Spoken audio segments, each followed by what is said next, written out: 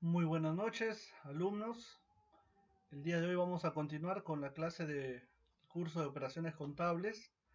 El tema que vamos a ver el día de hoy es principios contables. Ya en la clase anterior hicimos un breve resumen de los 15 principios contables generalmente aceptados y que están pues aceptados dentro del país, y es bueno que lo conozcamos para ver en qué situación pues se encuentran estos, ¿no?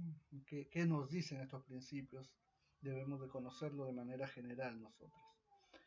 Eh, si la elaboración de la información contable estuviera supeditada únicamente a la decisión del contador, ustedes se imaginan, se obtendría información formulado con criterios diferentes, porque un contador tendría un criterio, otro contador otro criterio, y así habrían muchos criterios al momento de decidir qué cosas registrar, cómo registrarlo y de qué manera hacerlo.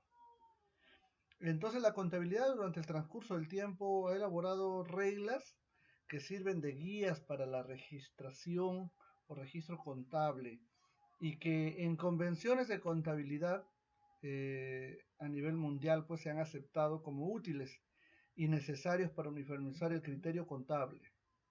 Eh, de ahí,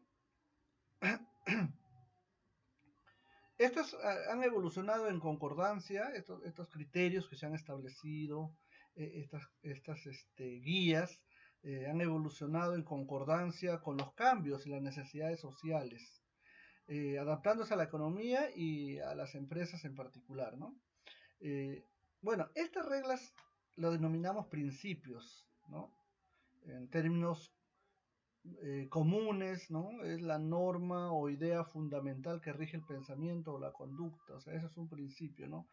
Cómo debemos comportarnos, cómo debe comportarse un contador en este caso, ¿no? Para solucionar alguna situación, para salvar alguna situación que de repente no está claro en su momento, ¿no? Entonces, se han establecido pues estos lineamientos, estas reglas que sirven como guía, de tal manera que todos deben actuar, todos los contadores deben actuar por ese camino, ¿ya? Y esto nos va a ayudar a comprender cuando encontremos alguna información dentro de los balances, dentro de las operaciones contables realizadas, nos va a servir pues para darnos cuenta del por qué se tomó esa decisión, ¿no?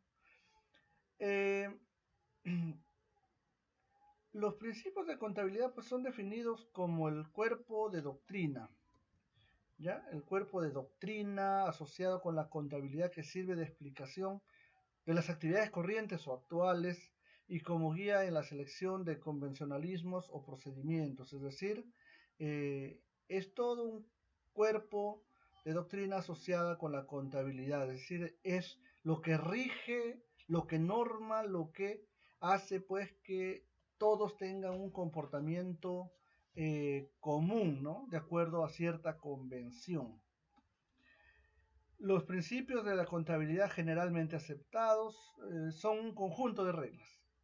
¿Ya? Son un conjunto de reglas generales y normas que sirven de guía contable para formular criterios referidos a la medición del patrimonio y a la información de los elementos patrimoniales y económicos de un ente, ¿no? Entonces, vamos a ver cada uno de estos. En primer lugar, estamos hablando pues de los principios generalmente principios de contabilidad generalmente aceptados, ¿ya? Entonces, el primer principio que tenemos, ¿no? Bueno, podemos decir que el plan contable general revisado en el Perú reconoce que los principios que se exponen a continuación son los fundamentales y básicos para el adecuado cumplimiento de los fines de la contabilidad. Esto mayormente, pues, bueno, esto tiene que ser observado por todos los contadores al momento de realizar un trabajo, ¿no? El primero dijimos que es la equidad. El segundo, la partida doble. El tercero, el ente. El cuarto, bienes económicos. 5 se le conoce el principio de moneda común denominador. El 6 es el principio de empresa en marcha. El 7 es el principio de evaluación al costo. El 8 es el principio del periodo. Y el 9, el principio del devengado. El 10, el principio de objetividad. El principio de realización es el número 11. El principio de prudencia, uniformidad, significación o importancia relativa. Y 15, el principio de exposición. Entonces, en la clase anterior hemos visto y revisado así también de esta forma, lo hemos mencionado nada más, pero hoy día vamos a ver uno por uno de qué se trata estos principios, porque con estos principios nosotros tenemos que conocerlos como técnicos en administración, porque nos marca el panorama de por qué muchas veces alguien resuelve de una u otra forma en sus estados financieros. Entonces, para poder también leerlos, porque ya le he dicho que nosotros debemos aprender a leer, aprender a interpretar. Nosotros no vamos a hacer estados financieros, no somos contadores, pero sí debemos saber analizarlos e interpretarlos. Y por eso necesitamos conocer los principios básicos, en este caso de la contabilidad. Bien, entonces el primer principio es el principio de equidad. ¿Ya? Según el plan contable general revisado, este es el principio fundamental que debe orientar la acción de todo profesional contable en todo momento y se anuncia de esta forma. Dice, la equidad entre intereses opuestos debe ser una preocupación constante en contabilidad, puesto que los que se sirven de o utilizan los datos contables pueden encontrarse ante el hecho de que los intereses particulares se hallen en conflicto. De esto se desprende que los estados financieros deben prepararse de tal modo que reflejen con equidad los distintos intereses en juego en una empresa dada.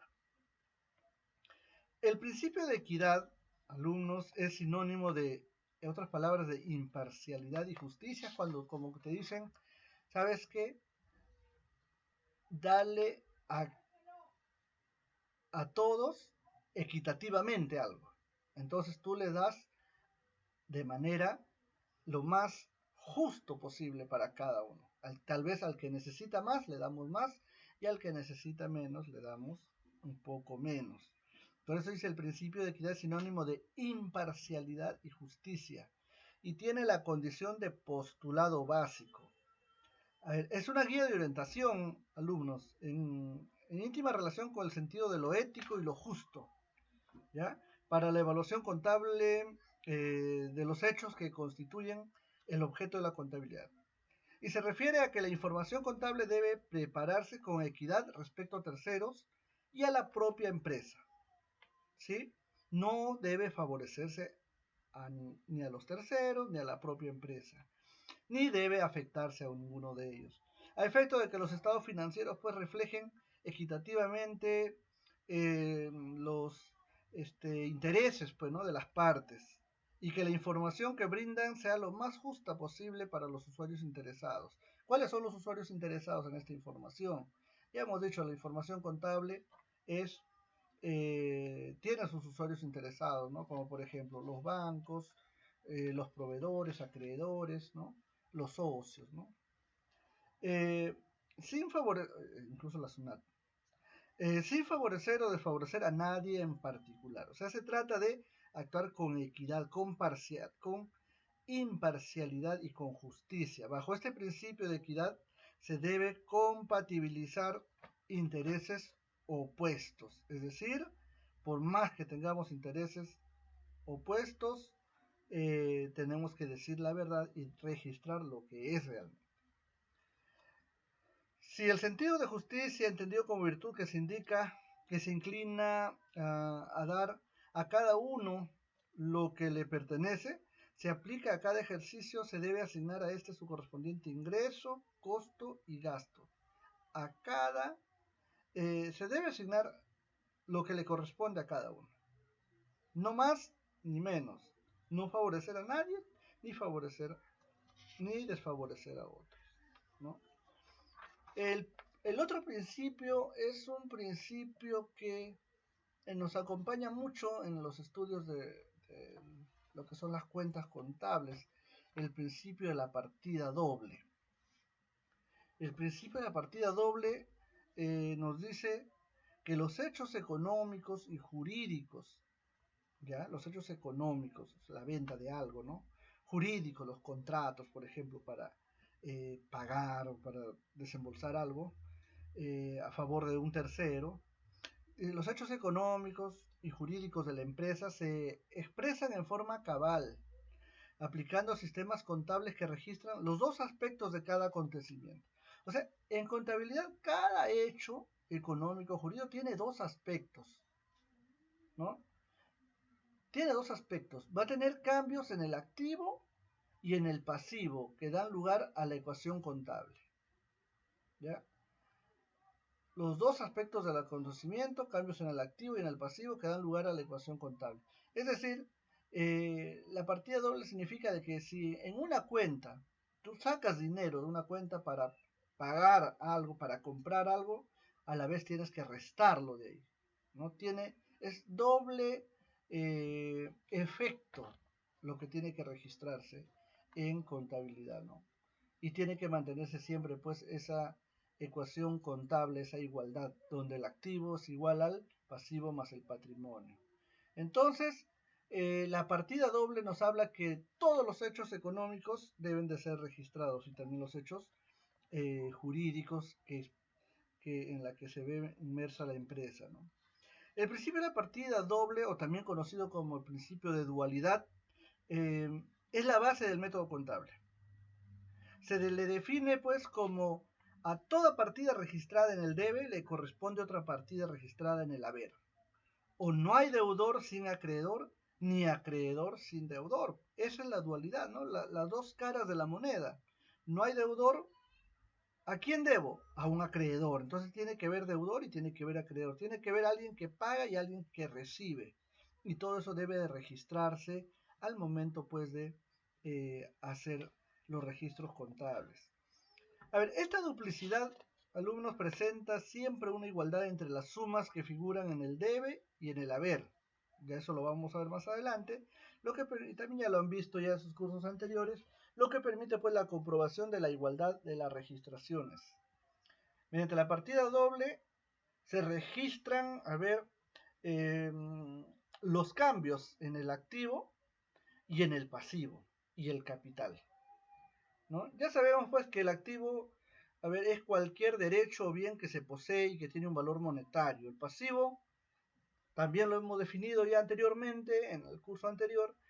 El pasivo pues es la suma que se adeuda a terceros. Es el derecho pues de los acreedores, excluyendo al propietario del negocio.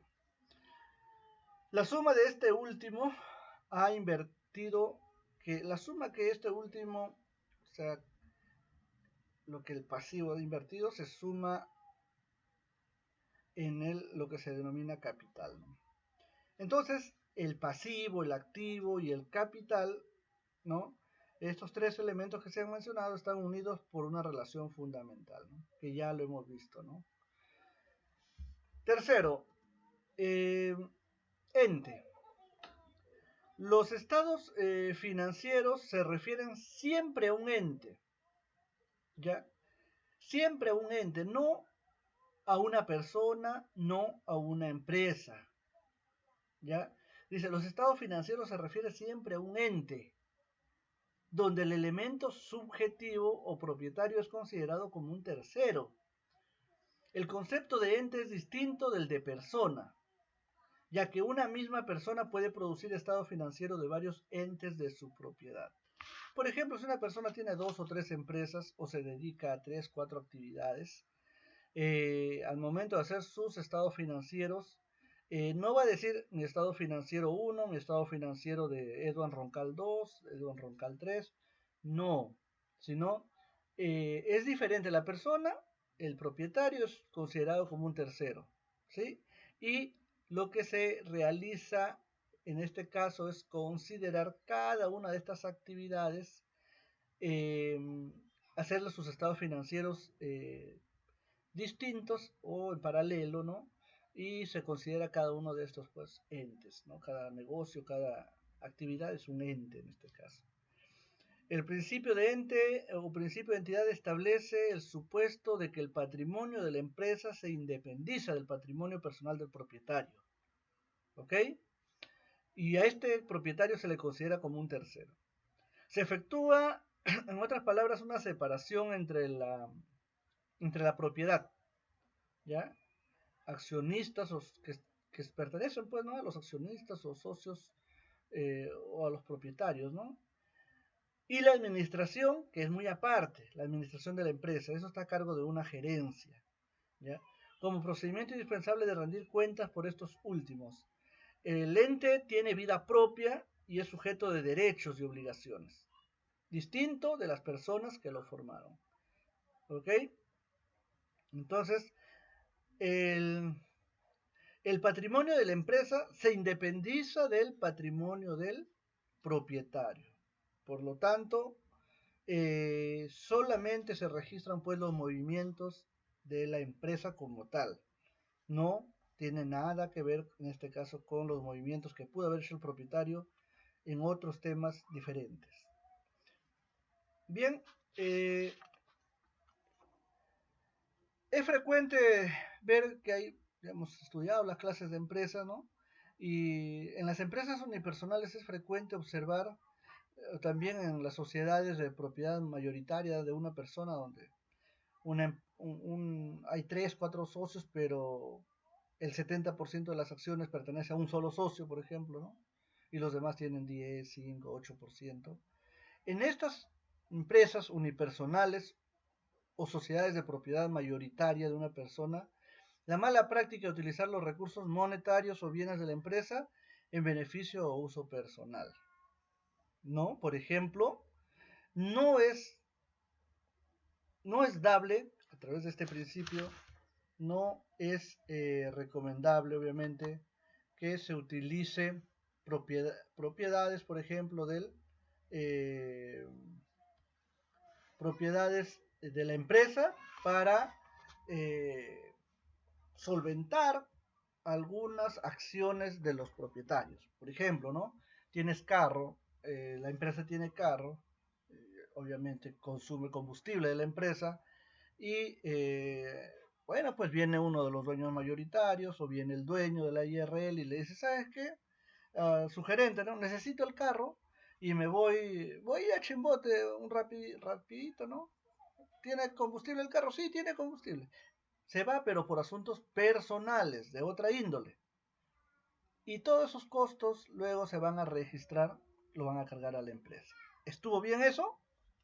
No estuvo bien, ¿no?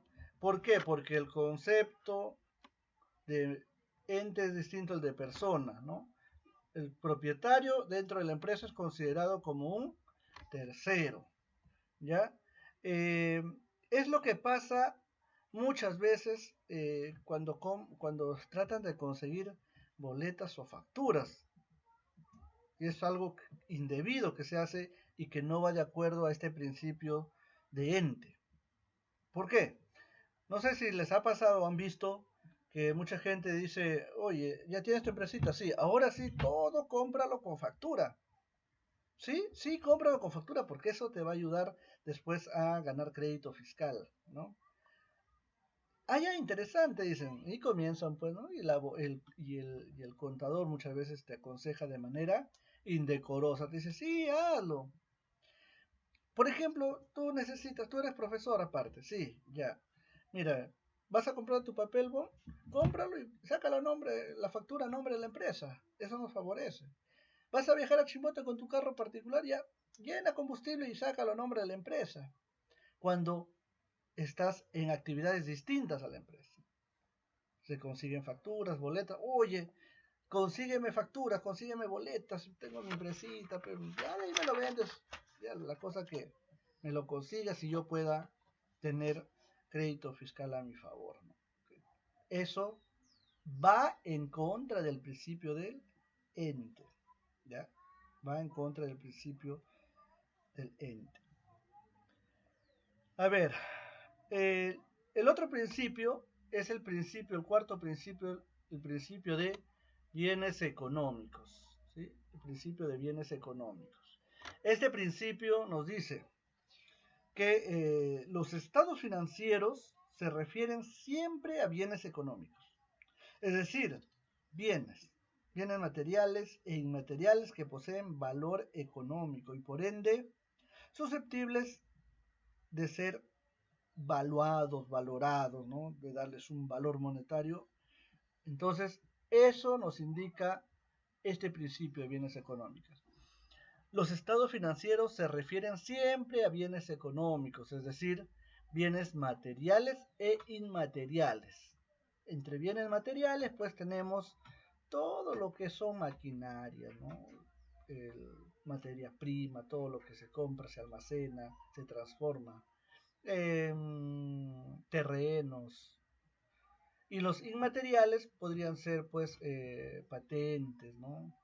Derechos registrados, que son pasibles pues de darle un valor económico y por ende pues se pueden determinar un valor en términos monetarios. Se registra entonces en los libros todo acto, en los libros contables, todo acto o bien susceptible de valor de intercambio, independientemente de la forma como se ha obtenido y por el cual alguien está dispuesto a pagar un precio. Es decir, todo lo que se va a registrar es aquello que alguien lo puede comprar, ¿no? Y que es susceptible de un valor de intercambio, es decir, de darle un valor en soles, en este caso en nuestro país, o en otra moneda que se establezca, ¿no? Cualquier activo como caja, mercaderías, por ejemplo, o activos fijos en poder, cualquier activo, ¿no? Yo uso activos fijos en poder y uso de la entidad y sobre el cual se ejerce derecho sin estar acreditado necesariamente la propiedad de la misma, mientras no entre en conflicto con terceros que también reclaman la propiedad, son susceptibles de registrar en los libros en vías de regularización a través de un asiento de ajuste. Tratamiento que se hace extensivo a las diferencias en los costos de adquisición o registro de fecha anterior. ¿Qué significa esto? Que por ejemplo yo tengo en la fábrica y alguien dejó olvidado el gerente, por ejemplo, tenía pues un frigobar y este frigobar lo tenía en su oficina y al momento que antes de fin de año termina su labor y él lo deja ahí el frigobar, lo compró de repente con su dinero, ¿cuánto costó? De repente 500, 800 soles, lo compró, lo dejó ahí, ya con el tiempo se olvidó incluso. Entonces todo lo que hay en la empresa es susceptible de darle un valor de intercambio monetario en este caso y debe registrarse. Si el gerente después aparece o ex gerente aparece y te dice quiero que me devuelvas esto es mi propiedad, acá está la boleta, la factura con la que lo he comprado a mi nombre, entonces en ese sentido ya habrá que hacer el trámite en los libros para darlo de baja, ¿no? Pero en tanto nadie lo reclame, todo debe de considerarse como un bien económico de la empresa. El otro principio, el quinto principio, tenemos el principio de moneda común denominador. Moneda común denominador. Los estados financieros nos dice que reflejan el patrimonio mediante un recurso que se emplea para reducir todos sus componentes heterogéneos a una expresión que permita agruparlos y comprarlos fácilmente. Este recurso consiste en elegir una moneda y valorizar los elementos patrimoniales aplicando un precio a cada unidad. ¿Sí? Entonces los estados financieros, ¿no?, de toda empresa reflejan ¿qué cosa? El patrimonio mediante un recurso que se emplea para reducir todos sus componentes heterogéneos a una expresión. En otras palabras, en monedas, ¿no? Para reducirlos a soles nada más.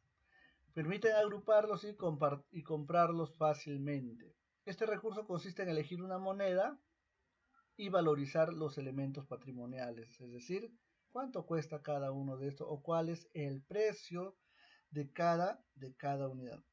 Generalmente se utiliza como denominador común pues la moneda que tiene curso legal en el país. En este caso, nuestro país será el dólar o el sol.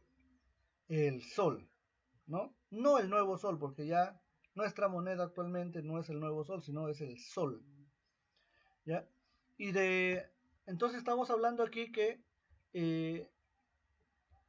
se trata de elegir una moneda y valorizar los elementos patrimoniales. Valorizar los elementos patrimoniales. En el Perú, de conformidad, pues ya les dije, con los dispositivos legales la contabilidad se lleva en la moneda nacional, ¿no? Ya no se lleva en dólares, la contabilidad en el Perú se lleva en soles. Un comentario adicional puede ser que la elaboración de los estados financieros basado en la premisa de que la moneda es una unidad,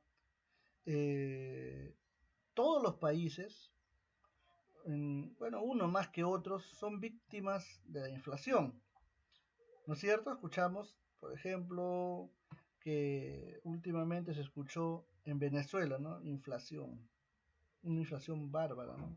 Donde la moneda se devalúa.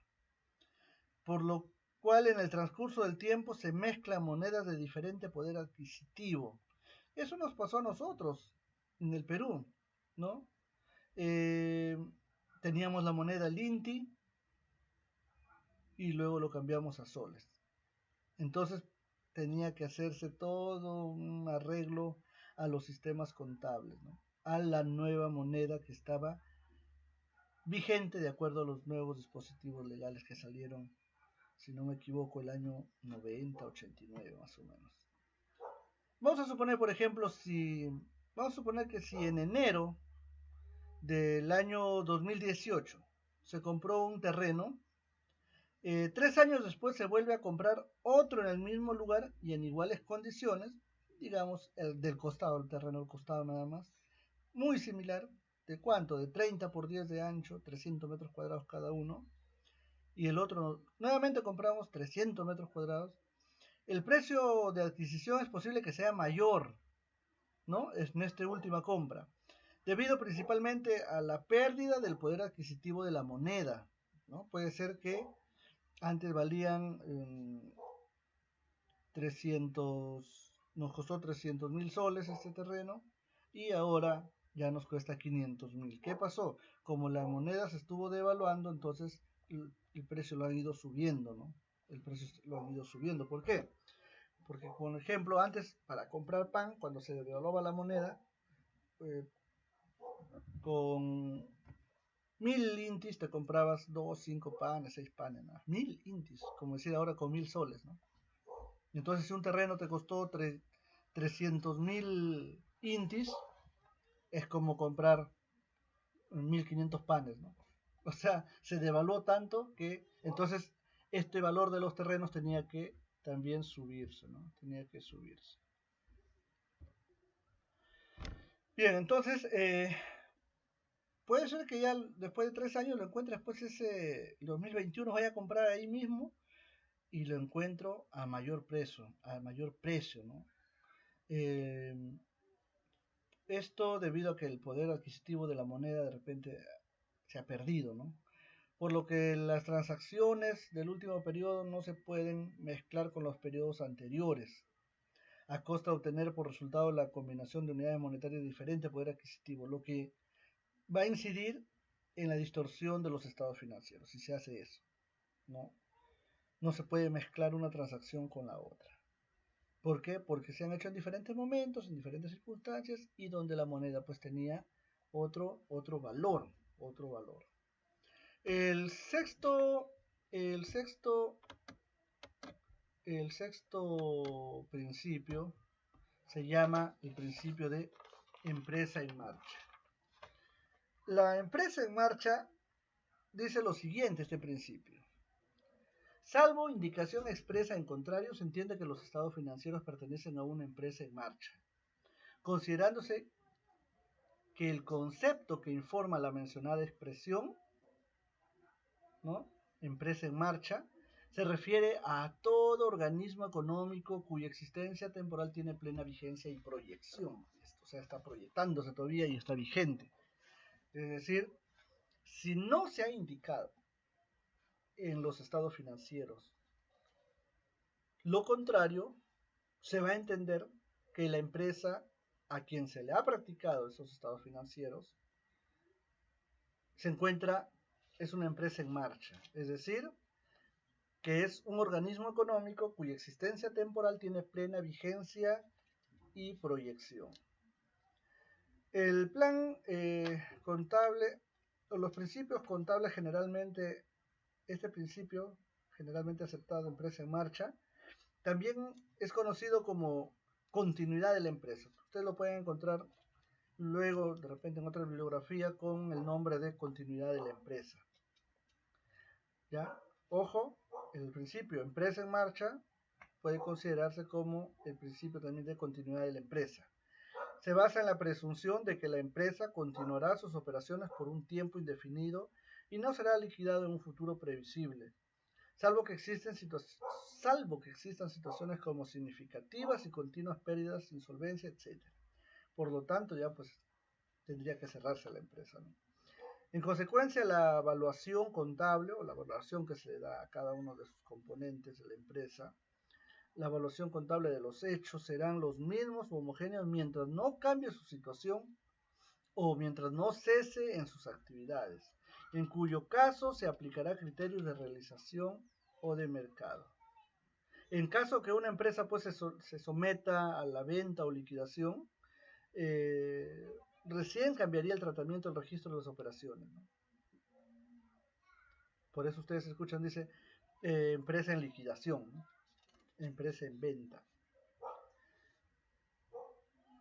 Una empresa en marcha agrega valor a los recursos que usa, estableciendo su ganancia por diferencias entre el valor de venta y el costo de los recursos utilizados para generar los ingresos, ¿no? Es lo que se hace, ¿no?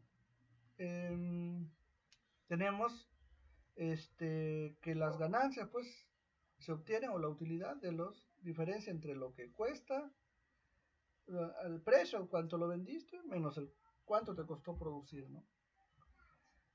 Entonces, ese es el principio de empresa en marcha o continuidad de la empresa, ¿ya? El principio número 7, valuación al costo. El valor de costo, adquisición o producción, o sea, cuánto me costó adquirir o producir, comprarlo, ¿no? O producirlo, transformarlo, a lo que me dedico, constituye el criterio principal y básico de la devaluación. Es decir, valorar cuánto cuesta producir o comprar algo constituye el criterio principal y básico de un proceso de evaluación, de asignar un valor monetario, que condiciona la formulación de los estados financieros llamados de situación, en correspondencia también con el concepto de empresa en marcha, razón por la cual esta norma adquiere el carácter de principio. ¿Qué significa esto, alumnos? Esta afirmación no significa desconocer la existencia y procedencia de otras reglas o criterios aplicables en determinadas circunstancias, sino que, por el contrario, significa afirmar que en caso de no existir una circunstancia especial que justifique la aplicación de otro criterio, debe prevalecer el costo de adquisición o producción como concepto básico de evaluación. ¿Sí? Por otra parte, las fluctuaciones del valor de la moneda común denominador, ¿no? Las fluctuaciones, es decir, cuando sube o baja esta moneda el valor, con su secuela de correctivos que inciden o modifican las cifras monetarias de los costos de determinados bienes, no constituyen asimismo alteraciones al principio expresado de evaluación de costo, sino que en sustancia representan simples ajustes a la expresión numérica de los respectivos costos. Entonces, miren cómo se van relacionando estos principios, el de evaluación de costos, con el principio, por ejemplo, de empresa en marcha y el principio de moneda común denominador, ¿sí? No se contradicen, sino se complementan, ¿no? ¿Sí? Se complementan. Cuando en este caso, en el caso del principio de evaluación al costo, que estoy subrayando, que me salió un poco chuequito, cuando los activos se registran al precio pagado para adquirirlo, se está haciendo prevalecer el costo como concepto básico de evaluación. Eso es lo que quiere decir eso, ¿no? O sea, cuando tú compras algo, ¿no? Un activo, cuando los activos los registramos al precio pagado para adquirirlo en ese momento, se está haciendo prevalecer el costo como concepto básico de evaluación. No es que voy a traer de repente un tasador, ¿no? No voy a traer un tasador que me diga cuánto cuesta, por ejemplo, estas máquinas, ¿no? Porque hay personas especializadas en tasar. O cuánto cuesta este terreno, ¿no? Yo le he comprado este terreno a 300.000 soles y ese es el valor que debo ponerlo. Así venga un tasador y te diga, no, esto no vale así, vale 150.000. Si tú lo has comprado a ese valor, el costo, el valor que va a prevalecer es el valor de adquisición en este caso. ¿Sí? Eh, el, este principio pues de evaluación al costo condiciona, valga la redundancia, la evaluación de los bienes al concepto de erogación efectivamente producida, es decir, lo que realmente has gastado, no lo que te van a tasar otros, no lo que van a decir otros, porque pueden venir peritos contables y decir esto cuesta tanto, pero no le voy a poner en mi registro contable lo que digan cuánto debió costar, sino que lo que gasté realmente, lo que invertir efectivamente para producirla o para adquirirla. Por eso dice que aquí se da el concepto de erogación efectivamente producida. ¿Qué cosa es una erogación? Es un desembolso, algo que saco, algo que efectivamente gasto, ¿no? Entonces, la evaluación del costo de adquisición o producción es el criterio principal y básico de evaluación. Los otros criterios que existan vienen después, ¿sí? En caso no hubiera un costo de adquisición o producción. Por ejemplo, ¿no? Bueno, pues la empresa recibió una donación, ¿ya? Una donación en la que no se dice el costo, ¿no? Una maquinaria, por ejemplo, para producir zapatos, ¿no? Una maquinaria que faltaba y bueno, la cooperación, por ahí alguien te lo dona, ¿no?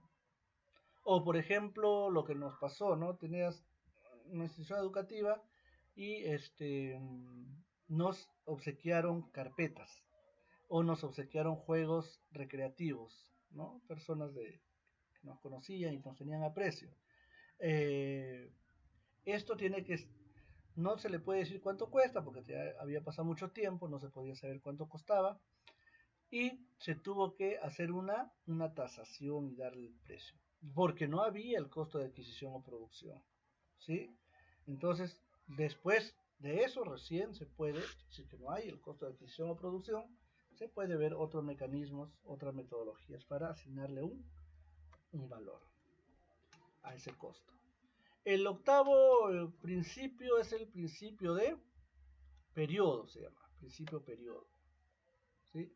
El principio de periodo. En la empresa en marcha es indispensable medir el resultado de la gestión de tiempo en tiempo, ya sea para satisfacer razones de administración, legales, fiscales o para cumplir con compromisos financieros.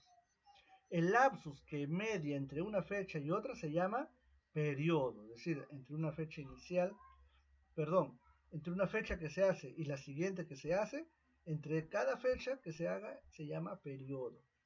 Para los efectos del plan contable general, este periodo es de 12 meses, es de un año. El ejercicio fiscal en el Perú es de 12 meses, un año, ¿sí? Que comienza pues el 1 de enero y termina el 31 de diciembre, el 31 de diciembre, ¿sí? He escuchado, por ejemplo, la empresa minera Antamina, ellos el 15 ya prácticamente el 15 de diciembre, 15 días antes que termine el año, hacen ya a reducir, ya no atienden casi, ya no pagan proveedores, ya no transfieren nada, si tienen donaciones con alguna entidad, ya no les están transfiriendo eso. ¿Por qué? Porque comienzan a hacer su cierre contable y comienzan a hacer su balance contable, ¿no?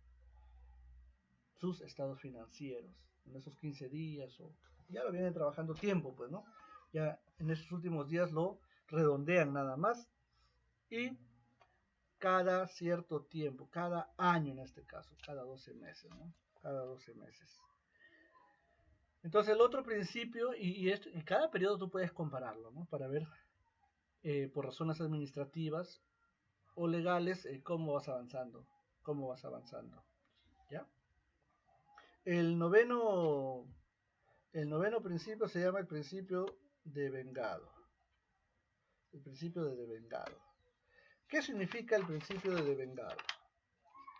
El enunciado textual, según el Plan Contable General revisado, nos dice lo siguiente. Las variaciones patrimoniales que se deben considerar para establecer el resultado económico son lo que corresponde a un ejercicio sin entrar a distinguir si se ha cobrado o pagado durante dicho periodo. Miren qué interesante esto, ¿no? Y es lo que en mi experiencia también he visto. Ya he visto cómo a veces dicen, oye, pero ya este gasto está devengado, sí, pero todavía no lo has girado. Esa es otra etapa, ¿no? En tesorería. Es otra etapa el girar un cheque.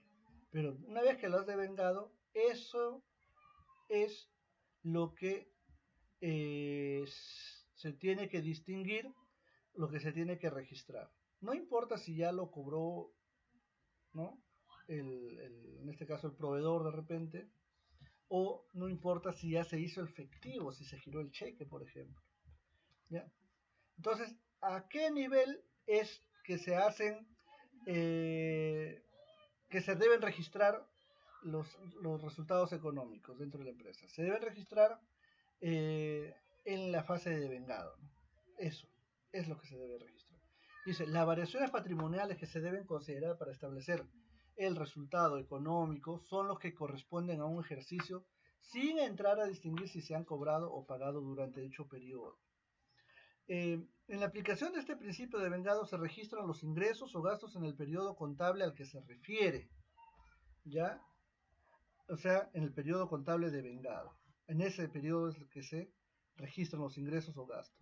A pesar de que el documento sustentatorio tuviera fecha del siguiente ejercicio, o sea, el siguiente año todavía, por ejemplo, la factura, la boleta todavía se haya girado para el próximo año, o el cheque de repente, ¿no? Dice, entonces, en aplicación del principio de vengado, se registran los ingresos o gastos en el periodo contable al que se refiere, a pesar de que el documento sustentatorio tuviera fecha del siguiente ejercicio, ¿no? O que el desembolso puede ser hecho todo o en parte en el ejercicio siguiente. Este principio elimina la posibilidad de aplicar el criterio de percibido para la atribución de resultados.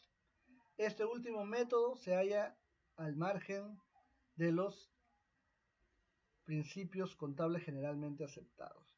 Es decir, aquí no hay que, todavía tiene que hacerse efectivo el pago. ¿Ya? No es así.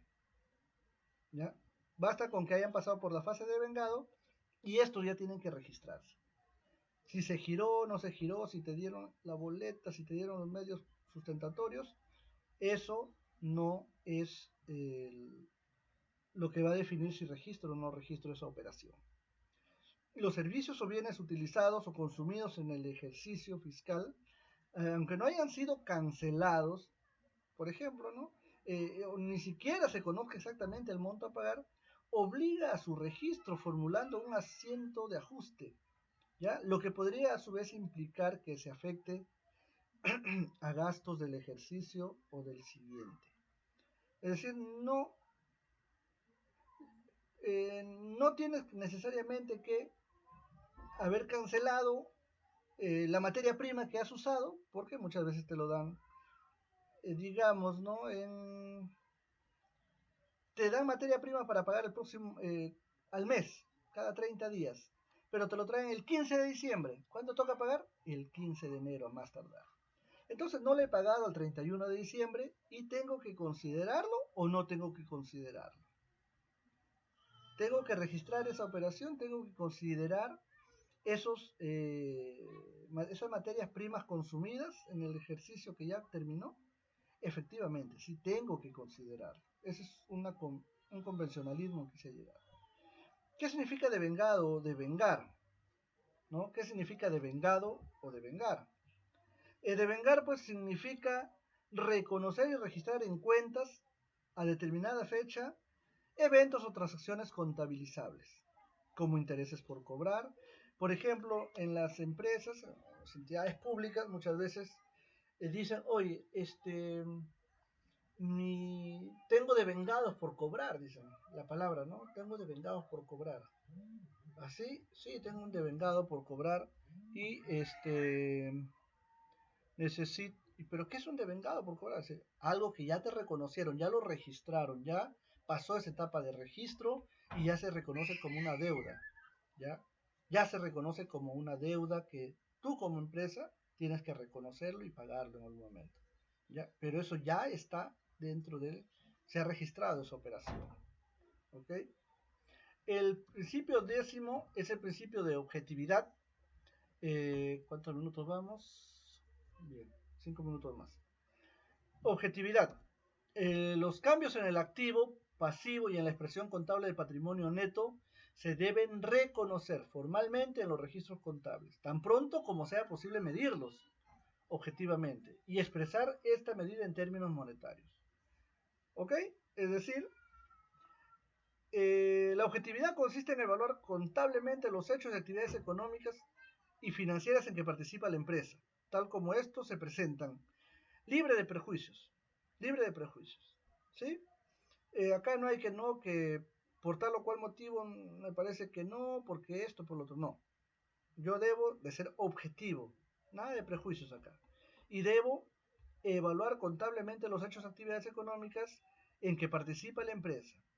Los estados financieros deberán pues reflejar, en este caso, un punto de vista razonable y neutral de las actividades desarrolladas y ser susceptible de verificación por terceros. Objetividad en términos contables es una evidencia que respalda el registro de variación patrimonial. Es decir, lo que yo digo que ha pasado tiene que estar bien sustentado, ¿ya? No tiene que hacerse por hacer porque yo creo, porque quiero salvar propiedad de los dueños, porque me han dicho no, que esto escóndelo o miente por acá, ¿ya? El otro principio es el principio de realización, ¿sí? ¿Qué dice este principio de realización? Los resultados económicos se registran cuando sean realizados, ¿ya? O sea, cuando la operación que los origina queda perfeccionada desde el punto de vista de la legislación o de las prácticas comerciales aplicables y se hayan ponderado fundamentalmente todos los ingresos inherentes a tal operación. ¿Cómo así? A ver, los resultados económicos nos dice que se registran cuando se han realizado, ¿ya? No cuando se proyectó o todavía, ¿no? Sino tiene que haberse realizado para poder registrarlo, ¿ya? Eh, por ejemplo, con respecto a las operaciones de compra-venta, se considera vendido un bien cuando se concreta, pues, ¿no?, la entrega de la mercadería o es puesta a disposición del comprador. Como que dice, ya te lo entrego, ahí está. Ahí ya está efectuada la operación, ¿ya? Ahí está vendido ese bien. Esto va a permitir, pues, atribuir objetivamente su correspondiente costo. Recién, ¿ya? Recién. En caso de venta de servicios, por ejemplo, formalizados por contratos, en los cuales se cobra por anticipado, ¿no? Imagínense un contrato en el que firmo y me tienen que pagar por anticipado. Los resultados serán reconocidos en función de la realización periódica de los servicios, lo que implica afectar a resultados generalmente en forma mensual, de repente, o periódica. ¿Cómo así? Por ejemplo, yo me pagan por, digamos, ¿no? 5.000 soles, a una razón de 1.000 para trabajar 5 meses. Porque en 5 meses, cada mes yo voy a entregar un resultado que me han pedido, una consultoría de repente en la empresa. Entonces, conforme yo vaya entregando ese servicio, ¿no? Recién se va a ir registrando como pagado. Recién se va a ir registrando como pagado. El principio número 12 es el principio de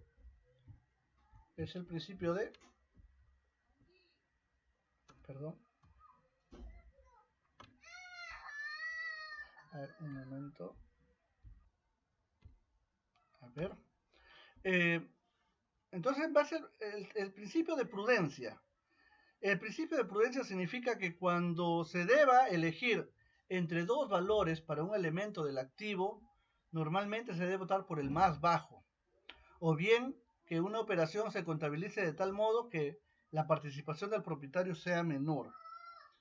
Este principio generalmente se puede expresar también diciendo contabilizar todas las pérdidas cuando se conocen y las ganancias solamente cuando se hayan realizado. ¿Sí? Es decir, que ser, el contador tiene que ser muy prudente para registrar valores, ¿no? Para un elemento del activo. Cuando para el activo se le da el más bajo, ¿no? ¿Ya? Para el activo se le da el más bajo, para no, de repente por algún mecanismo, alguna forma, algún método, se llegó a un valor, o hay dos, tres valores, hay que optar por el más bajo, ¿ya? Hay que optar por el más bajo. La exageración en la aplicación de este principio no es conveniente tampoco, porque no se trata de abusar tampoco de esto, ¿no? Este principio de prudencia, pues, su enunciado implica que en caso de que el contador tuviera dos o más opciones contables a aplicar, tiene que optar por el registro de aquella que muestre en libros un menor valor del activo o que incida en una menor utilidad de la empresa. Entonces, el principio de prudencia nos llama a que seamos conservadores, ¿no? No solo está referido pues a transacciones con terceros, sino también a situaciones internas de la empresa. Y así que hay que manejar mucho este principio para no exagerar las cosas. Uniformidad. Los principios generales, cuando fueran aplicables las normas particulares, principios de evaluación, por ejemplo, utilizados para formular los estados financieros de un determinado ente, deben ser aplicados uniformemente de un ejercicio a otro, ¿ya? Tiene que usarse las mismas técnicas de costeo de repente para poder, para que pueda ser comparado, pues, ¿no? El método tiene que ser el mismo, ¿no? Entonces, se señala por medio de una nota aclaratoria el efecto de los estados financieros de cualquier cambio de importancia en la aplicación de los principios, ¿ya? ¿Por qué? Porque normalmente los estados financieros se comparan año a año para tomar una decisión de cómo va avanzando. Yo no puedo comparar un estado financiero al cual se le aplicó un principio distinto, ¿no? O que se varió en algo. Entonces, pero sí puedo aplicar, para tener en cuenta qué había pasado ahí, aplicar una nota aclaratoria, ¿no? Esto sale así porque se cambió de esta forma, no se tuvo tal dato, pero sale así, ¿ya? Pero a la medida de lo posible tiene que haber una uniformidad, hacerse igual cada año, ¿no? Similar, siguiendo las mismas técnicas, ¿no? El principio 14, el significación o importancia relativa, y el principio 15, exposición. Bueno, vamos a dejarlo ahí, el tiempo se nos ha acabado. Voy a enviar, luego ya nos vemos en el Zoom y ahí vamos a aclarar algunas cositas. Muchas gracias por su atención, ¿no? Muchas gracias por su atención.